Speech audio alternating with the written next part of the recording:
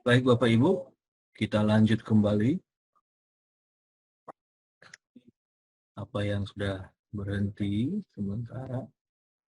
Saya harap Bapak Ibu sudah dapat beristirahat dan baik untuk lanjutkan pelajaran ini. Baik.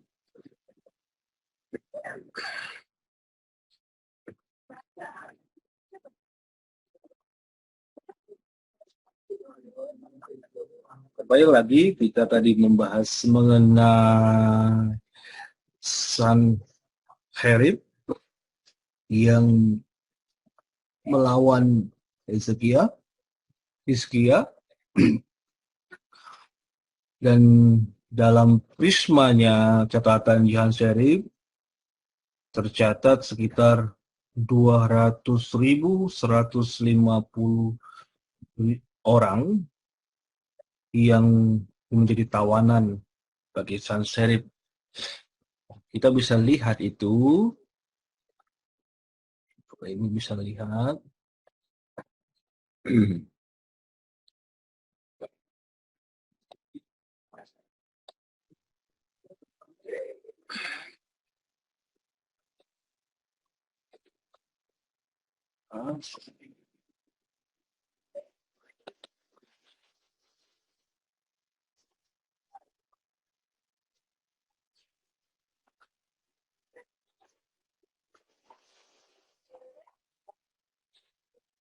Ya, ini dia.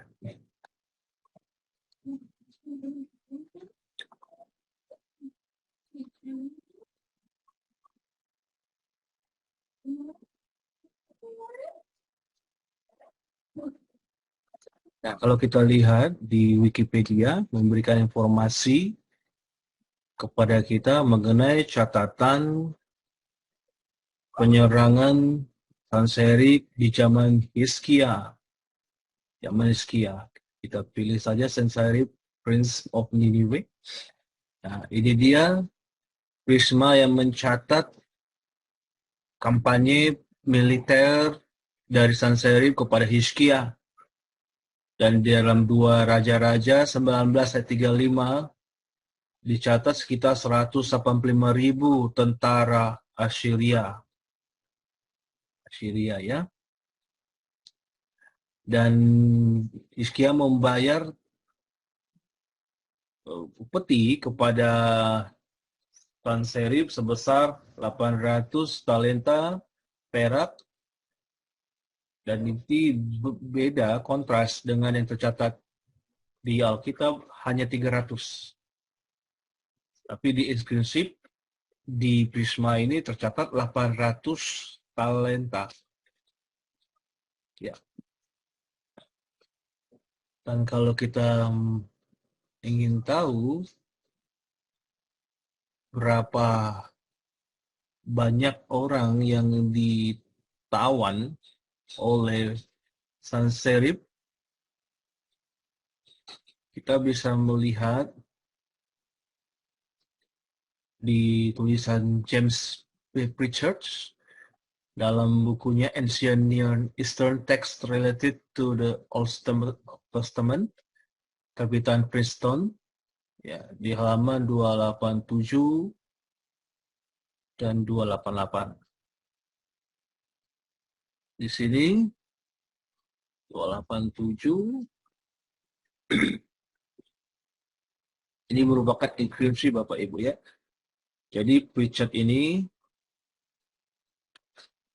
akademisi yang menulis apa yang tertulis di dalam prisma ini.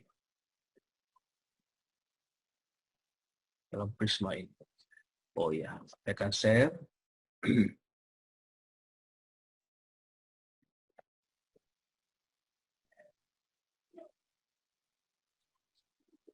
Oke. Dan di halaman 287 kita bisa lihat ada tulisan di tahun 704 sampai 681 sebelum Masehi, Sanherib mengadakan pengepungan terhadap Yerusalem. Dan dia mengatakan bahwa karena oleh Allahnya Asyur, maka dia diberikan penaklukan bangsa Israel atau Yerusalem saat itu, yang rajanya itu Hezekia yang kemudian Sanherib penjarakan. Ya. Dan di halaman 288 kita bisa lihat kampanye militer ya, bukan kampanye politik atau pilkada seperti kita. Tidak, ini kampanye militer. Jadi setiap tahun raja-raja itu keluar dari teritori, memperlebar teritorinya. Itu kebiasaan saat itu. Dan di sini ada catatan mengenai Hizkia. As to Hezekiah, the Jew, atau sang Yahudi itu, dia tidak mau tunduk kepada Sanherib. Maka ditulis di situ, saya Sanherib mengadakan pengepungan terhadap 46 kota-kota berkubunya. Dan dia runtuhkan itu. Dan juga tidak terhitung desa-desa kecil yang ditaklukkan. Dan dia mengambil 200, ini Bapak Ibu ya, 200, saya harap nampak, kursor saya nampak, atau saya coba ini ya. Ya, 200.150 orang dia angkat keluar, dia tawan. Orang muda, tua, laki-laki dan perempuan, kuda-kuda, ada keledai, semuanya diangkatnya keluar. Besar, kecil, semua diangkat keluar. Ditawan, diambil, dijarah. Untuk Hizkia, dia penjarakan di dalam Yerusalem, dalam kediaman istananya, seperti burung dalam sangkar. Dan semua ini kalau kita baca nanti, kalau kita baca terus, kita bisa mengetahui bagaimana kampanye militer yang diadakan oleh Sanherib kepada Raja Hizkia. Jadi itu catatan yang memberitahu kepada kita bahwa saat itu ada sekitar 200.000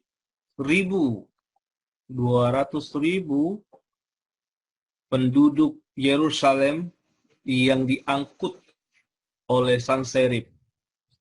Kemana? Tentu ke asalnya. 200.000. Itu termasuk seluruh orang muda, tua, laki-laki, wanita. Anak-anak juga di situ tentunya. Baik itu orang merdeka, budak, orang yang kaya tadi, atau yang orang yang biasa menengah ke bawah. Sekitar 200.000 yang dia tawan. Mungkin kita bertanya, terus selebihnya kemana? Ya, kemungkinan besar telah tewas oleh pedang. Jadi kalau kita bayangkan, 200.000 saja sudah berhasil ditawan, mungkin itu hanya sekitar 30 atau 20% dari penduduk yang ada. Belum lagi penduduk yang sudah lari. Tapi kalau kita mau kecilkan lagi, mungkin penduduk Israel yang ada sekitar 200, 300, atau 400.000 berkali-lipat. Jadi yang ditawan oleh Sanherib ini setengah dari bangsa Israel yang ada. Mengapa cuma setengah?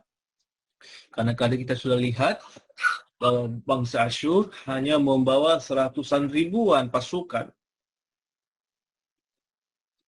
Itu yang mereka bawa dari negara Asyur untuk menaklukkan Yerusalem. Hanya dengan seratusan ribu saja, itu bisa menawan 200.000 penduduk. Ini sungguh tidak masuk akal, bukan? Tetapi itulah yang terjadi.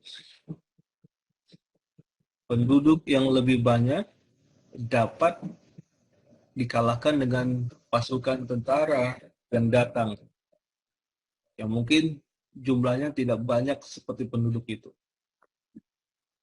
Tetapi kita tahu memang Tuhan sudah menyerahkan bangsa Israel kepada raja-raja yang dari Asyur, Babel, untuk memberikan pelajaran bagi bangsa Israel. Dan kalau kita lihat juga,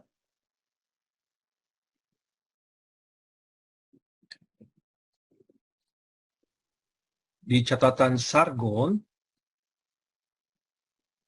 kalau kita lihat di dalam Wikipedia, bahwa Sargon juga menawan 27.000 orang Yahudi yang ada di Samaria saat itu. Dan kalau kita perhatikan, tawanan sekitar 27.000, itu berarti penduduk Samaria tidak lebih dari 100.000. Semakin susut di situ. Dan kita bisa lihat juga di Ancient History Encyclopedia, nanti Bapak Ibu bisa lihat.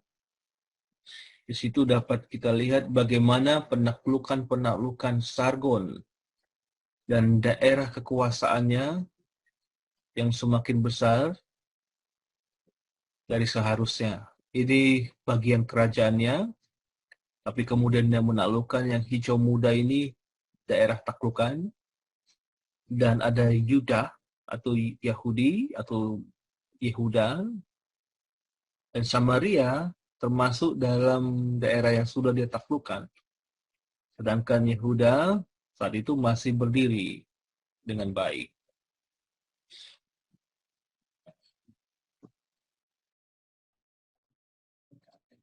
Dengan begitu kita dapat gambaran Bapak Ibu, mulai dari zamannya Daud, lalu Salomo, menuju kepada zaman raja-raja sesudah itu, penduduk Israel mulai mengalami degradasi dalam hal jumlah dan mulai mengecil pada zaman Hizkia. Ada sesuatu terjadi, kita tidak tahu pastinya mengapa, tapi kalau menurut catatan Alkitab dan juga ekstra biblika, tentu ada peperangan. Dan peperangan itu tentu saja disertai dengan kelaparan, penyakit sampar, dan itu membuat populasi bangsa Israel semakin menurun.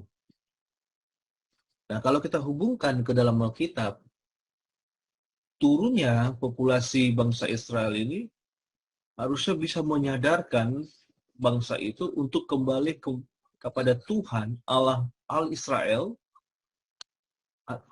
untuk meminta ampun. Mereka sadar langsung, sehingga tidak terjadi pembuangan seperti yang difirmankan Allah kepada nabi-nabi seperti Yesaya, Yeremia. Andaikan bangsa Israel mengerti akan terjadi degradasi besar-besaran ini, tetapi tidak mengerti. Raja-rajanya tidak mengerti akan hal ini. Sehingga mereka harus menjalani apa yang Allah sudah sampaikan. Bangsa Israel dibuang, bangsa Yehuda dibuang. Bangsa Israel ditundukkan oleh bangsa Asyur, bangsa Yehuda ditundukkan oleh bangsa Babel. terjadi penyusutan penduduk. Baik, itu mengenai bangsa Israel tadi. Ingat ketika Salomo sudah mangkat, maka Israel dibagi dua, Israel Utara dan Selatan. 10 suku ke Israel Utara, 2 suku ke Israel Selatan. Israel Selatan lebih sering disebut Yehuda, yang ibu kotanya Yerusalem. Nah, bagi Yerusalem yang belum ditaklukkan di zamannya Sargon II tadi, kalau kita lihat kembali ke peta,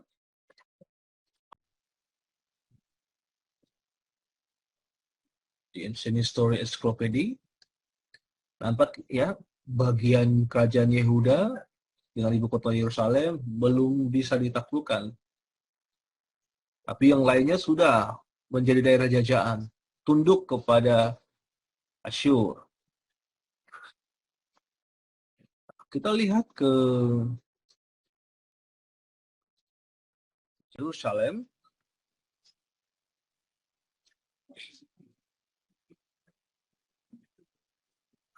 yang masih berdiri, walaupun sudah mengalami penyerangan dari Sanherib, tapi tetap berdiri. Maka kemudian ada catatan mengenai Yerusalem, 2 Raja-Raja 24,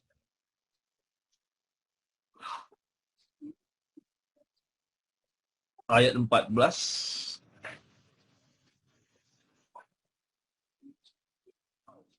Kalau kita baca di situ, ada Raja Babel yang mengangkut seluruh penduduk Yerusalem ke dalam pembuangan, exile.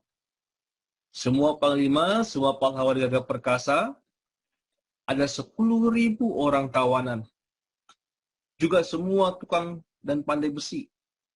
Tidak ada yang tinggalkan kecuali orang-orang lemah dari rakyat negeri. Jadi diambil, ditawan 10.000 dari kota Yerusalem.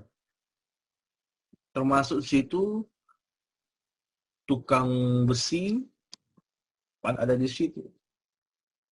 Nah, ini terjadi sekitar tahun 597 sebelum Masehi. Tetapi kemudian kalau kita lihat di ayat 16, itu ayat 14, semua orang yang perkasa, 7.000 orang banyaknya. Para tukang dan para pandai besi, 1.000 orang banyaknya. Sekalian pahlawan yang sanggup berperang dibawa oleh Raja Babel sebagai orang buangan ke Babel. Nah, kalau kita coba lihat di sini, maka kita bisa tahu secara rincinya, lebih rinci lagi, bahwa semua orang gagah perkasa itu ada 7.000, itu mungkin prajuritnya ya. Lalu ada tukang pandai besi itu 1.000 orang.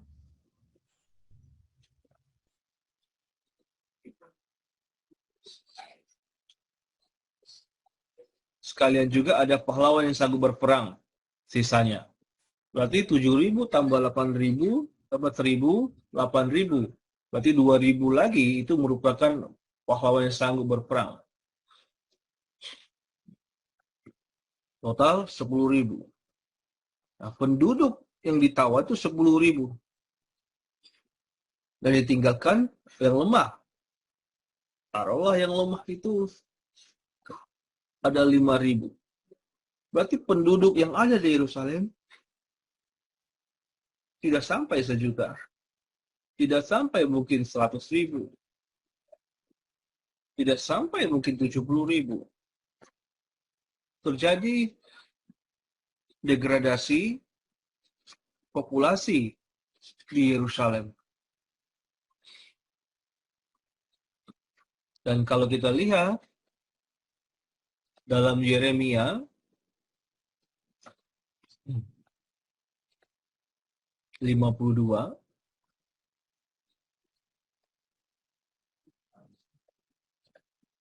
ayat 28.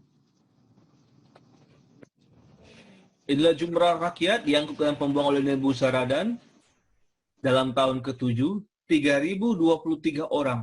Dalam tahun ke-18 zaman Nebukadnezar, 832 jiwa.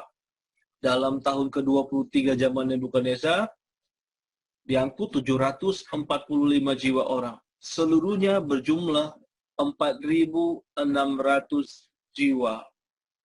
Dan kalau kita lihat, setelah ditinggalkan dari awal tadi 10.000 diangkat, maka diangkat lagi, ditawan lagi, dibuang lagi, tahun ke-7, lalu tahun ke-18, lalu tahun ke-23, hanya ribuan.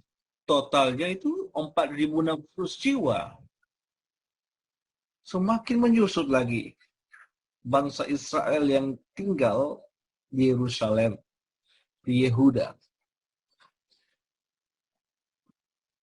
Mengejutkan, Bapak Ibu, kalau kita lihat ini mengejutkan.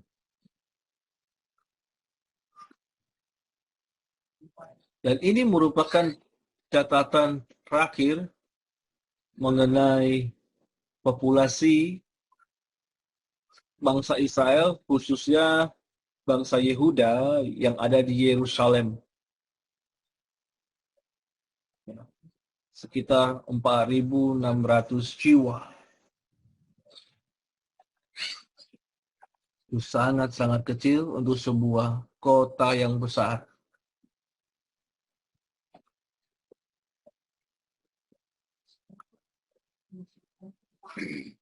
Kalau coba kita lihat dua raja-raja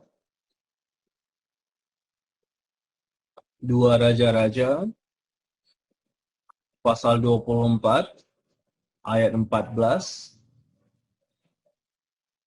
10.000 yang tadi kita sudah lihat, berarti orang-orang lemah dari rakyat negeri itu yang tertinggal hanya ribuan, sekitar 5.000 tadi kita sampaikan, bahwa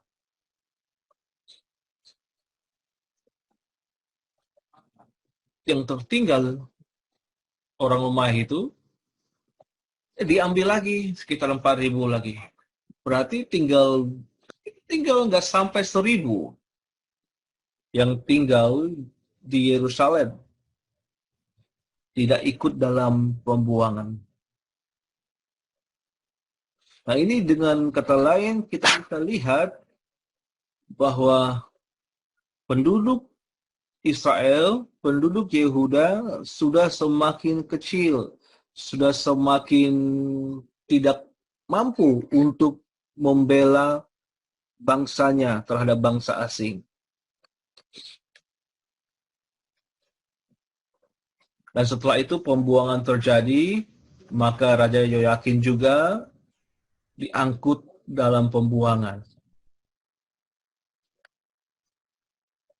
Nah, sesudah pembuangan, kita juga bisa lihat sebuah data dalam 2 Makabe.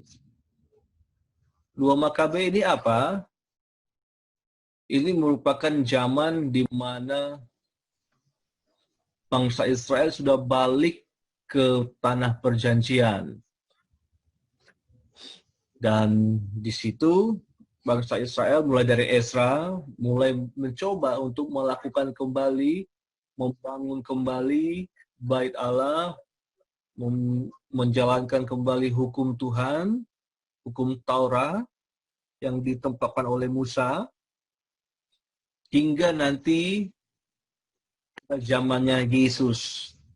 Di sini juga terjadi pertempuran besar-besaran antara bangsa-bangsa yang ada di Persia, lalu ada Alexander Agung, penaklukan Alexander Agung, dan kemudian di sini juga berkembang masa di mana Romawi menguasai seluruh dunia. Dan kalau kita lihat di Alkitab, masa ini merupakan masa di mana antara perjanjian lama dan perjanjian baru. Kalau kita lihat di antaranya ada satu lembar putih, itu merupakan masa 400 tahun, Bapak Ibu. 400 tahun yang sering kali dia bilang bahwa 400 tahun itu Allah diam, tidak berfirman secara langsung kepada nabi-nabi sebagaimana para nabi-nabi dalam perjanjian lama.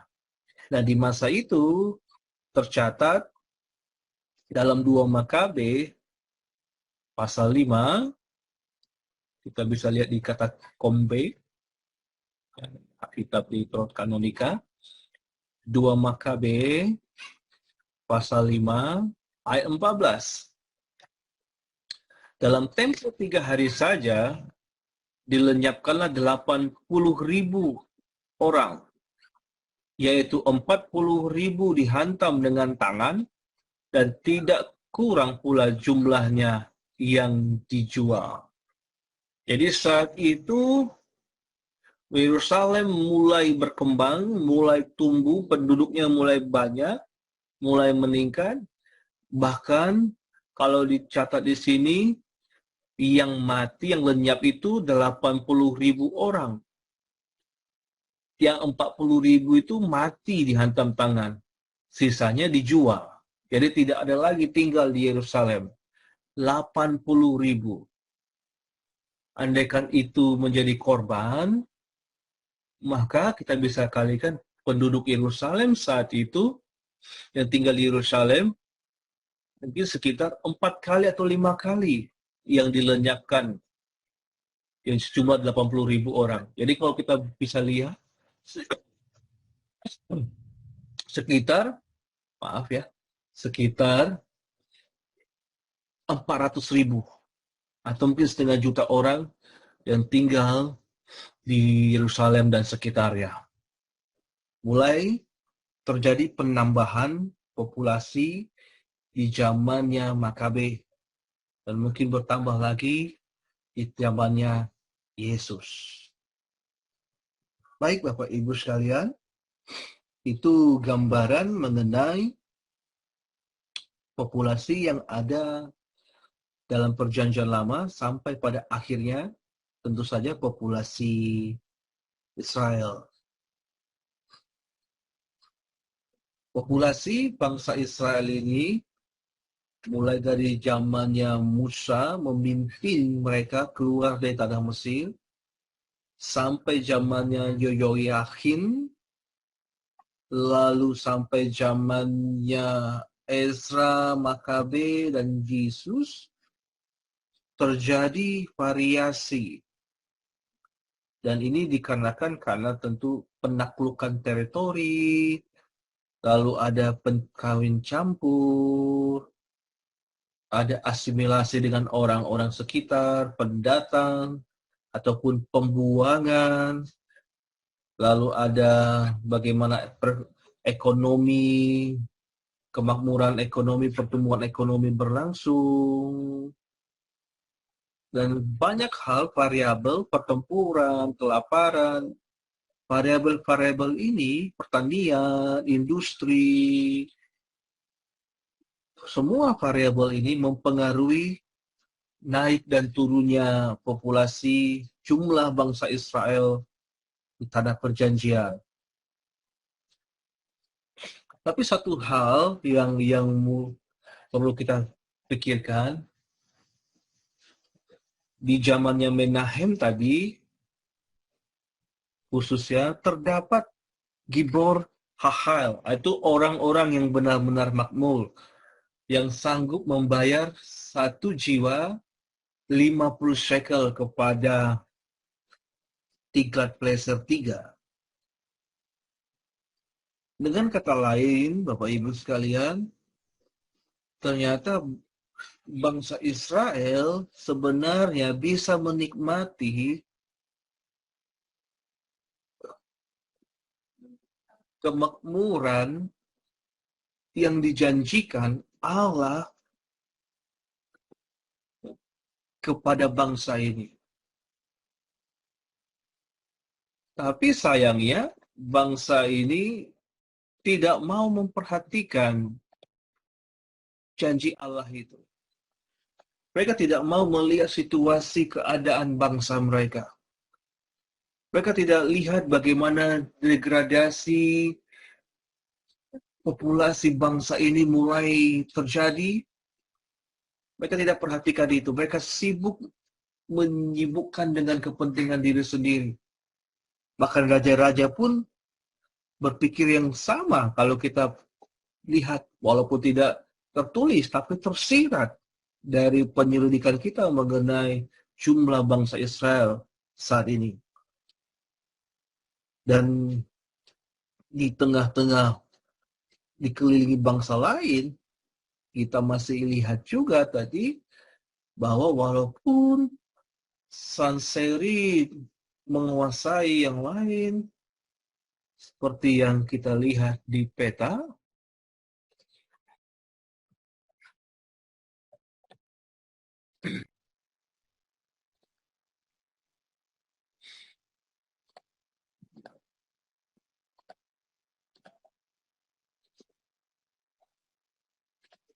ya,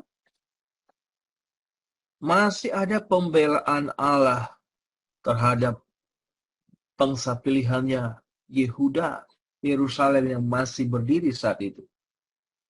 Jadi kalau andaikan kita bisa mengerti maksud Allah dan hidup pada zaman itu dan melihat saat itu situasi geopolitik, ekonomi, kehidupan populasi bangsa Israel, khususnya Yehuda, maka harusnya kita mengerti benar-benar Allah memberikan penyertaannya terhadap bangsa Israel secara istimewa. Bangsa lain sudah takluk, tapi bangsa Yehuda masih ada, masih bertahan. Bapak Ibu sekalian, penyertaan Tuhan ternyata sangat besar bagi bangsa Israel. Sangat-sangat besar. Sangat-sangat besar. Dan mereka masih bisa hidup di tengah-tengah bangsa lain. Mereka masih bisa hidup dengan makmur di tengah peperangan, pertempuran yang dialami bangsa-bangsa lainnya. Coba bayangkan, bagaimana mungkin zaman saat itu bangsa Israel masih tetap hidup dan masih memiliki kibur hakal, orang-orang yang makmur, tanpa ada penyertaan atau tangan yang besar yang menyertai bangsa itu. Baik, itu saja Bapak Ibu sekalian mengenai populasi bangsa Israel dalam perjanjian lama. Kita sudah melihat bahkan sampai zaman sebelum Yesus, sesudah Ezra, kita bisa melihat bagaimana bertambah, berkurang, dan bertambahnya kembali. Bagaimana makmurnya bangsa Israel, bagaimana juga bangsa Israel dibela, dijaga oleh Allah, bagaimana bangsa Yehuda pada saat terakhir tetap dipertahankan Allah, walaupun di samping kanan kirinya sudah ditaklukkan, tapi bangsa Israel masih diistimewakan, diberikan kesempatan oleh Allah. Lewat pelajaran kali ini, saya berharap kita semua bisa mengerti pertolongan Tuhan dalam hidup kita. Mungkin kita tidak bisa langsung melihat, berbicara langsung kepada Allah, tapi kita bisa melihat sekeliling kita. Kita bisa melihat bagaimana hidup kita, apakah mengalami kemerosotan, atau mengalami berkat-berkat Tuhan. Dan itu salah satu tanda untuk kita mengerti apakah kita masih bersama Tuhan, atau mulai menyakiti hati Tuhan. Jangan sampai kita dibuang, mengalami pembuangan seperti bangsa Israel dan Yehuda. Andaikan bangsa Yehuda segera sadar saat itu, maka bangsa Yehuda tidak akan mengalami hal yang memahitkan hati mereka. Saya yakin Allah saat itu bisa membela bangsa Yehuda. Baik, demikian saja. Saya berharap pelajaran kali ini bisa memberkati Bapak, Ibu, dan saudara sekalian. Tuhan Yesus memberkati. Shalom.